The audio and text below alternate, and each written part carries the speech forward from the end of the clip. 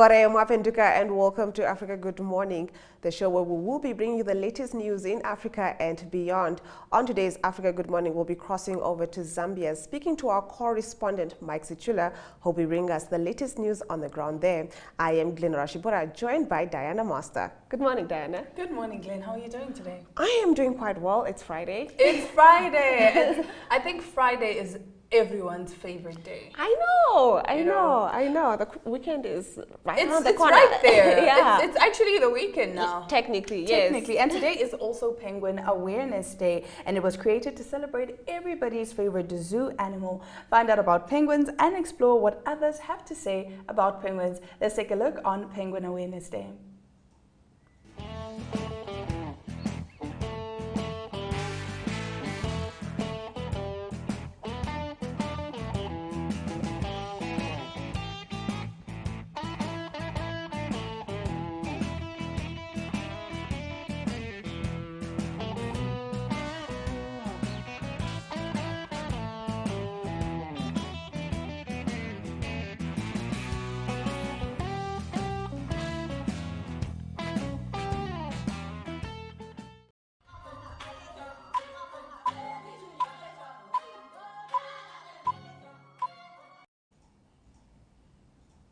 Today is Friday, the 20th of January, 2023. Let's get into your top stories. Senegal opposition leader Sonko to face trial on rape charges. Senegalese opposition leader Ousmane Sonko will face trial on charges of rape and making death threats to a beauty salon employee in 2021, an investigating judge said in a letter. The judge referred the matter to Senegal's criminal chamber for trial in a letter dated 17th January and seen by Reuters on Wednesday. Sonko's lawyer did not immediately respond to a request for comment. Sonko has denied all the charges. A trial could jeopardize his intention to compete in the 2024 presidential election. The 48-year-old politician who came third in the 2019 election has announced he will run. It would also stoke political tension in Senegal. Clashes broke out in the country in March 2021 when Sonko was initially summoned by the investigating judge and arrested. Sonko is accused of sexually assaulting a woman who worked in a massage parlor and later threatening her. He and his backers say the trial is politically motivated to eliminate him from the presidential race. El Haj Diouf, lawyer for the plaintiff, said his client was delighted by the judge's decision. It does not come as a surprise. We have nothing to hide, he told Reuters by telephone. Now, some opposition leaders and Sonko's supporters fear that the case is an attempt by Senegal's president Macky Sall to remove a potentially popular rival if he decides to seek a third term amid dwindling support. Now, in our next story, 2 dead, dozens injured in stampede at Gulf Cup in Iraq's Basra. At least 2 people have been killed and dozens injured in a stampede at a stadium in Basra, southern Iraq, ahead of the Arabian Gulf Cup final. The Iraqi Interior Ministry told Al Jazeera that 2 people had died and about 80 have been injured in the stampede yesterday. Some of those injured were in critical condition. The official Iraqi news agency quoted a medical source as saying, host Iraqi were set to face Oman in the final of the 8-nation Arabian Gulf Cup at 7 p.m. yesterday. Thousands of fans without tickets had gathered outside the stadium since dawn in the hope of watching the rare home international match. An AFP photographer inside the stadium told the turnstiles were still closed when the stampede broke out. Sirens blared as ambulances arrived to ferry the injured to hospital. Journalist Ismail Adnan, reporting from near the stadium, described the situation as very chaotic. He said it remained unclear if the final would go ahead. The second Mafia boss bunker was found by Italian police. A second hideout used by Italy's most wanted mobster, Matteo Messina Denaro, has been discovered at the back of a wardrobe with a sliding base. Italian police said jewelry, gemstones, and silverware were found in the hidden chamber. Empty paper boxes were also found, suggesting that potentially revealing documents were cleared out after Messina Denaro was arrested on Monday. He had been attending a chemotherapy session at a private clinic in Sicily. Shortly after being apprehended, the Mafia boss was taken to prison in L'Aquila in the central Italian region of Abruzzo, where reports say he will continue to receive treatment for his cancer. On Thursday, Messina Denaro declined to appear via video link at a hearing on the 1992 killings of judges Paolo Falcon and Giovanni Borsellino. The killings are only two of the crimes Messina Denaro, a former boss of the powerful Cosa Nostra organized crime group, has been found guilty of. Italian media reported that there are signs of the second hideout. A small chamber barely big enough for one person had been inhabited recently. The bunker is in a house about 300 meters from the Mafia boss's first hideout in the Sicilian town of Campolo di Mazzara. Car keys found in the bag Messina Denaro was carrying at the time of his arrest led investigators to that first location. Now, police raided the location on Monday afternoon and found a 60 square meter ground floor flat which was described as comfortable. Italian media said that luxury perfumes, expensive furniture and designer clothes were found at the location, as well as 2 cell phones and Viagra pills. Now, Joburg City Power disconnects Nigeria's consulate. For months, they dodged paying their bills and ignored numerous notices threatening legal action against them. But when officials from Johannesburg City Power knocked on the doors of errant business customers, they produced large sums of cash. A church which owed 740,000 rand produced 200,000 rand, while a college produced 1 million rand on the spot. The Nigerian consulate in Ilovo in Sandton, which owes 600,000 rand, was disconnected after it refused to meet officials from City Power. Officials of the power entity are on a 3-day campaign to recover 363 million rand of the 4 billion rand owed by businesses, residents and state buildings. City Power spokesperson Isaac Mangena said a Sandton hotel owned 1.1 million rand while another owed 2.6 million rand. Mangena said businesses that were disconnected on Tuesday were at City Power in the morning to pay large deposits and make arrangements to pay the rest in installments. During these tough times of stage 5 and stage 6 load shedding, City Power is bleeding money with an estimated 3.6 million rand lost every day. The bulk of this goes to replacing expensive cables stolen during lengthy periods of blackouts, while more money is spent on security for assets and replacing transformers that blow up more regularly. Equatorial Guinea's president's son arrested over plane sale. Equatorial Guinea's vice president personally ordered the arrest of his half-brother over allegations he sold a plane owned by the state airline, a government statement says. Both the vice president and his half-brother are sons of President Teodoro Obiang Nguema Mangwe. He is the world's longest-serving president after 43 years in power. Vice President Teodoro Nguema Obiang Mangwe expressed indignation over the sale, the statement said. Ruslan Obiang Nuswe, a former director of the CA by International Airlines, sold the ATR 72-500 without the approval of the company's board to a Spanish company, authorities say. It is also alleged he pocketed the proceeds of the sale. He has not publicly commented on the allegations. His half-brother ordered him to be put under house arrest and then transferred to judicial custody, the statement further said.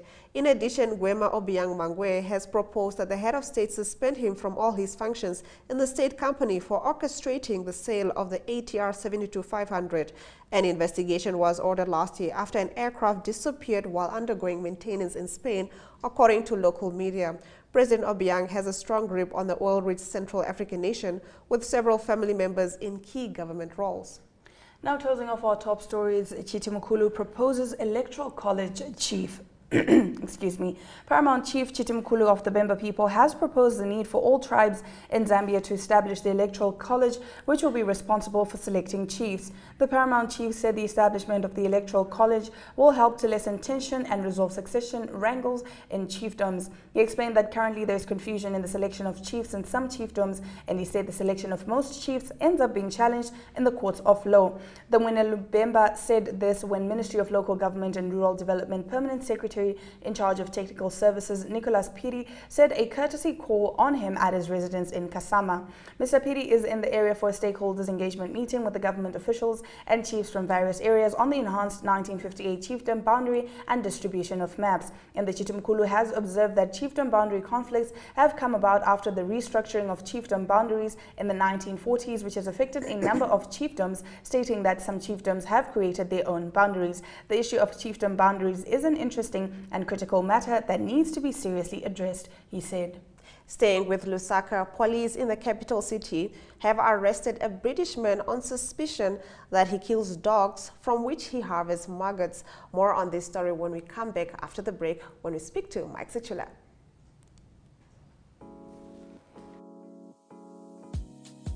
My.NA Property Show provides viewers with the best in-class content. engaging interviews, as well as a showcase of the latest property-related products and services. If you would like to feature your brand or your campaign on this platform, contact my.na at synergy.com.na. My.na Properties, more than just a roof over your head.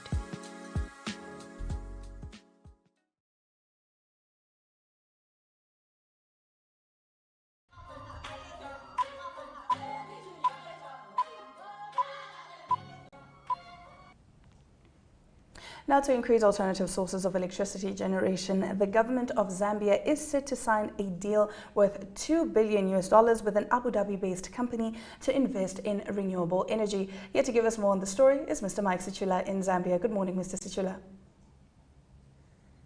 Good morning. Thank you. Yes, let's get into your first story, please.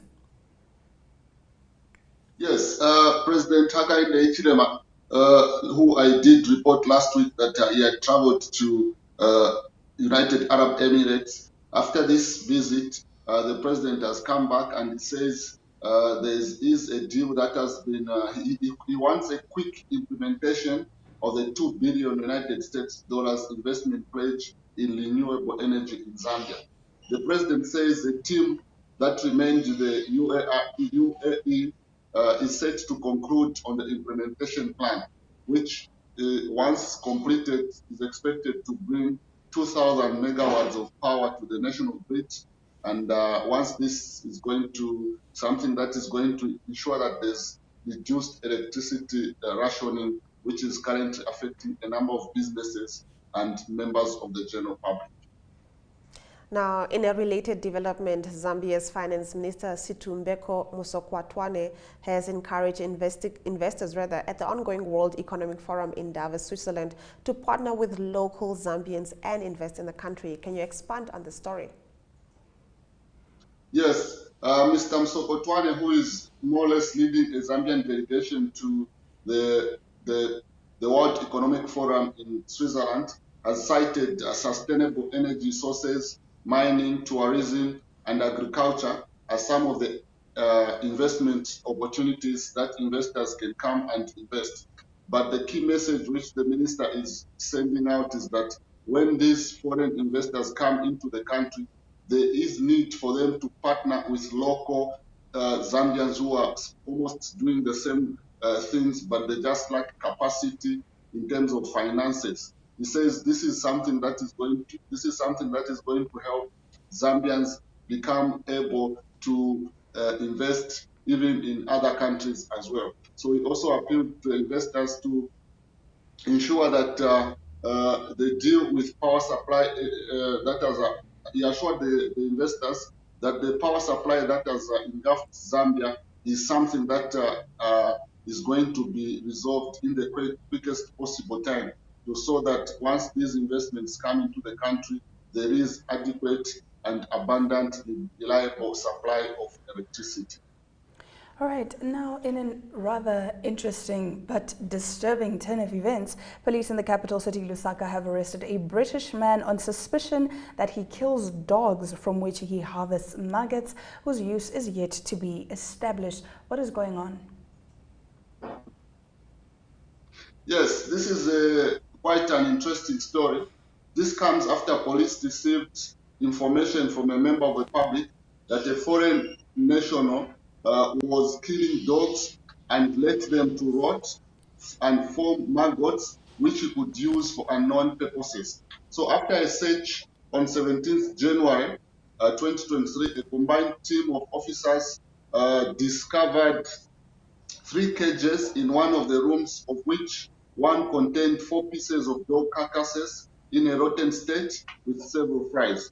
They also discovered boxes containing wolves, television sets, and other assorted household properties in the ceiling board of the house. The property, which is installed with several surveillance cameras, had 14 live dogs within the yard. So the suspect also, who lives alone at the said house, is believed to be a British national of Nigerian origin.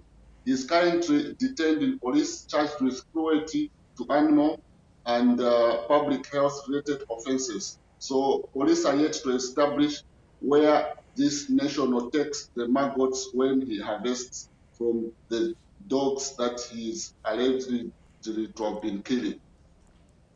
Now, earlier in the week, you did bring us a story on the former Tjipura captain in Mwepu who was hospitalized after suffering a cardiac arrest. Now he has been discharged. This is good news. Can you get into the story? Yes, this is good news indeed. And according to FAS, Football Association of Zambia Secretary General Adrian Kashala, said Mwepu was discharged, and the doctors who were working, attending to him at the National Heart Hospital, are confident that what they have done and what they have put him on in terms of recovery is something that is going to make Mwepu enjoy his coaching career in England. And they're also hoping that since he's going back to England at Luton Football Club, where he was offered a job as the under-19 coach, medication and treatment of his condition is going to continue, because it is something that the Zambian government has also taken an interest by proposing to establish a commission of doctors to see to it how Mwepu, who has been a former national team coach, so that he's helped, not that he should also contribute to football development, just because, not that because his career ended way before he could not thought it was going to end. And those are the news making headlines in Zambia. Thank you so much, Mrs. Chula, for giving us an update. Africa, good morning. Thank you very much. Do have a lovely weekend. We do certainly wish to have a lovely weekend, and to do that we need great weather. Let's take a look at the weather predictions.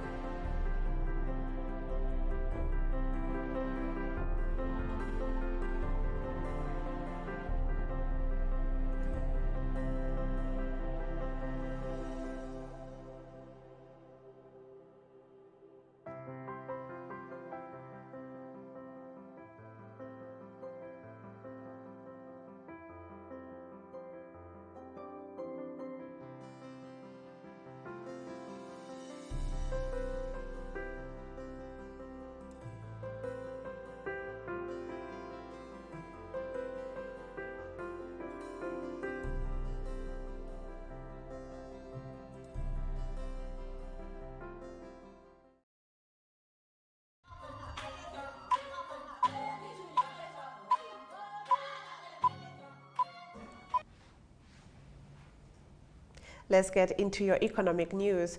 Mwinya calls for a close partnership with the central bank. Zanzibar's President Hassan Mwinyi has said that there is a need for the Bank of Tanzania to partner with the government to find solutions on how the challenges facing the global economy can be turned into opportunities. He said through the central bank, Zanzibar has achieved great strides, so there is a need to keep up the cooperation between the institution and the Isles government. We have developed a good cooperation with the BOT, and at all times we have been getting good advice on how to operate Zanzibar's economy, as we are important stakeholders in the operations carried out by the central bank, said Mwinyi. Now in Mozambique, Maputo port maintenance dredging underway. The maintenance dredging of the access channel to the port of Maputo is underway, consisting of the removal of about 550,000 cubic meters of sediment. The dredging is intended to maintain the capacity to receive large ships and increase the levels of cargo handling at the port. The dredging and maintenance work at the port will be carried out by the dredger Ilembe, owned by the Transnet National Port Authority of South Africa. Let's take a look at the economic indicators before we come back with your sports.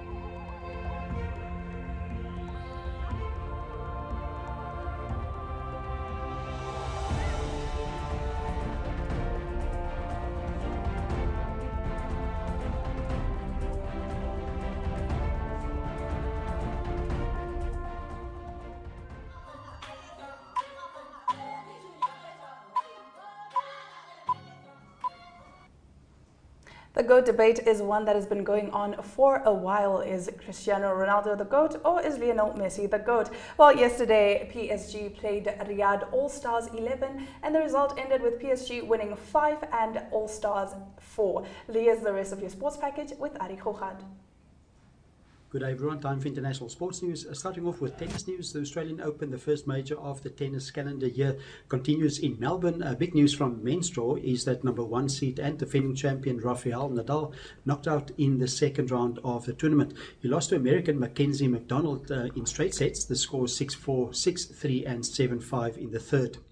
Nadal got medical treatment late in the second set that seemed to be a hip injury, and that definitely influenced his performance. He's 36 years old.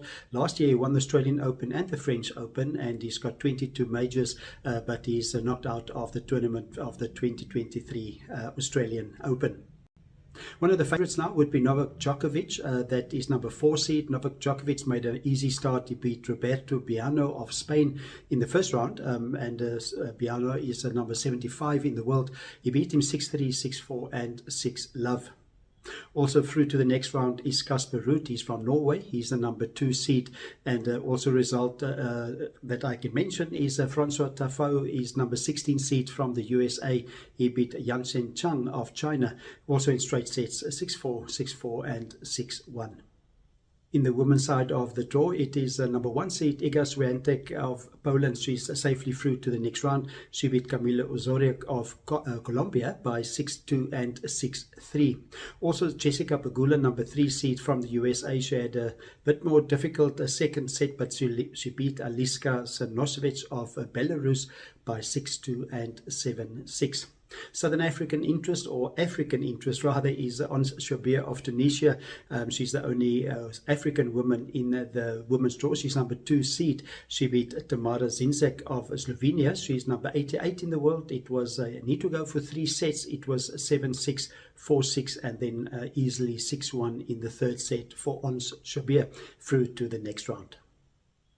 On to some soccer news on the international sports news. It is a FA Cup that continued. It was a replay of the third round. It was Liverpool that played against Wolverhampton, and Liverpool not having a great season in the English Premier League, and they drew 3-3 in the first round game of the third round against Wolverhampton. Again, they played. This time it was at Wolverhampton being the home team. It was Liverpool that came through as winners, beating Wolverhampton by 1-0, and they through to the fourth round. In the fourth round of the FA Cup, they will now play Brighton, and it was Brighton that beat Liverpool in their most recent English Premier League game by 3-0, and that game will again be played at Brighton. That is the FA Cup third round. Other results from the third round is Bristol City that beat Swansea by 2-1. That was an away win for Bristol City, and also a away win for Luton, beating Wigan by 2-1. And then easy win for West Brom. They beat Chesterfield by 4-0. Continuing international sports news with Formula 1 racing news, it's almost time for the Formula 1 season 2023 to start, and the news from Formula 1 organisers is that the cancelled Chinese Grand Prix will not be replaced. There was speculation that countries like Turkey and Portugal tried to get the 24th race of the season, but it will just be 23 races for the 2023 season. It will still be the most races ever in a Formula 1 season.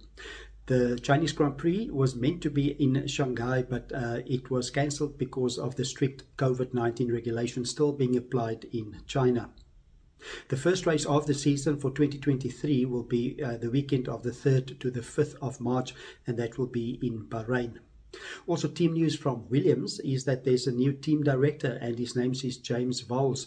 James Vowles is the former Mercedes-Benz head of strategy, so he replaces Jost Capito. It is Williams that also have a new driver, a very young 21-year-old rookie from the United States of America. His name is Logan Sargent, and he will join Alex Albon as the team for Williams in the 2023 season. Let's close off today's international sports news with cricket news, and it's a one-day international women's ODI, 50-over ODI that was completed in Australia, in Brisbane. Australia playing against Pakistan, and Australia easy win, a 10-wicket win for Australia. Pakistan batting first, 125 all out in 43 overs, and then Australia 129 without loss, with Litchfield scoring 67. Also, the ICC Under-19 World Cup for women taking place in South Africa at the moment, and the good results for England and New Zealand.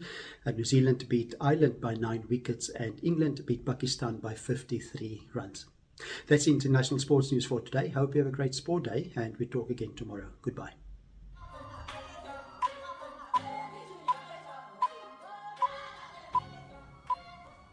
As always, we end the show by bringing you highlights from today's broadcast. Senegal opposition leader Sonko to face trial on rape charges. 2 dead, dozens injured in stampede at Gotv in Iraq's Basra. The second Mafia boss bunker was found by Italian police. Mwinyi calls for a close partnership with Central Bank. NTV turns 1 and to stand a chance to win amazing prizes, take a look at the information on your screen. And with that, we've come to the end of our broadcast. Do remember that Africa Good Morning is repeated on our 1up2 website and our DSTV channel 285 and our Gotv channel 94 between 8:30 and 9 a.m. every weekday. I am Glen-Nora Tjipura. And I am Diana Master, and we wish you a lovely weekend ahead.